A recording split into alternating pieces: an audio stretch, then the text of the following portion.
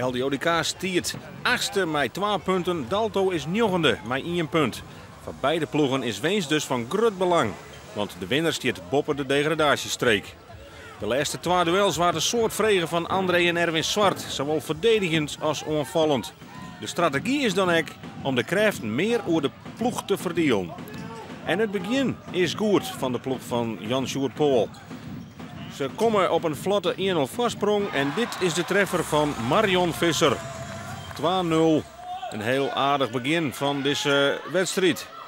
Maar Dalto uit Driebergen is net een ploeg die je samen kwijt binnen.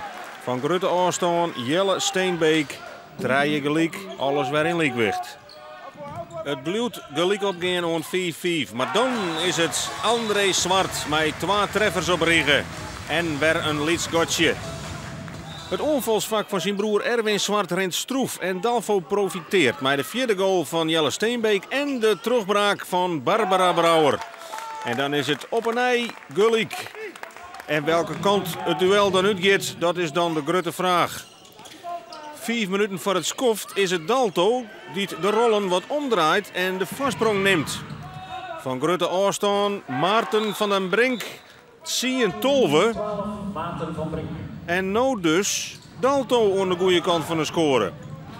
En wat kan LDODK vlak voor het skoft in die laatste 3 minuten? 2 punten achter. Maar daar een prima doelpunt van Jildo Slagman. Hard redden in de eerste helte. En het verschil is nog minimaal. Maar er is nog tijd en daar is de flater van Bart Nieuwenweg.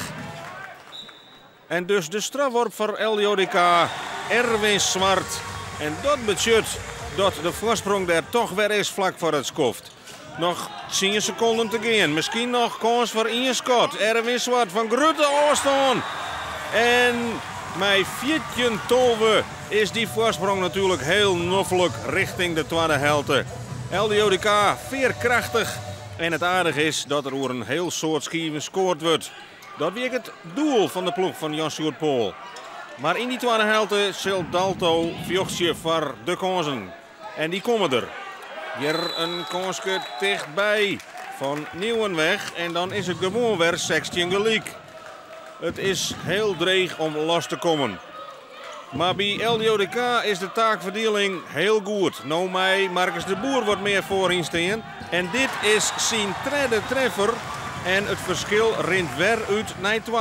Joontje Santje. En bij Dalto, daar hek het het dan. En zo dit dan van Erwin Zwart de genadeklap wezen. 20 Santje. Maar Dalto vjocht het vanzelfs voor de laatste kans. Want verslaan ben je net bij Zeelkorwal met 3 goalsjes verschil. Bart Nieuwenweg met zijn 5e treffer. En dan is het gewoon 20 nieuwtje. En komt er toch weer spanning op die laatste minuten. Vjochtje als Leeuwen ze bij LDODK. Druk op die verdediging. En Dalto werkt het mee. Met de ene misser naar de oren. En dan is de rebound voor LDODK. En had ze even lucht. Prachtige paas Marion Visser op Rianne Nijholt. En die maakt het creërs al. Haar tweede treffer in de tweede helte. De vervangster van Sita Bijker docht het uitstekend. En het verschil is weer op 3 gebracht. 22 nieuwtje. En is het dan eindelijk z'n 4? Nee, nog lang net. Want Maarten van Brink, zijn zoon de treffer, brengt het verschil weer om naar 1. We hadden de laatste seconden van de wedstrijd. Betty Jonsma. En met haar 4e treffer helpt zij de oerwinning over de streek. Een prachtige collectieve oerwinning met 10 goals van de vrouwen van LDODK. Zorgen voor 23-21. Ja, ik twijfelde nog wel even, want het weer nog een hele minuut. Dus hij moest wel zitten. Als ik op skate dan moest hij zitten. Maar ik hier zag wel een ruimte. Ik dacht, ik lees hem erin. Kunnen we na 4 wedstrijden concluderen dat je misschien wel net degradatiekandidaat nummer 1 bent? Ja, je kan ook nog niks concluderen natuurlijk. Vorig jaar begon DVO en Das begon ook goed op het begin.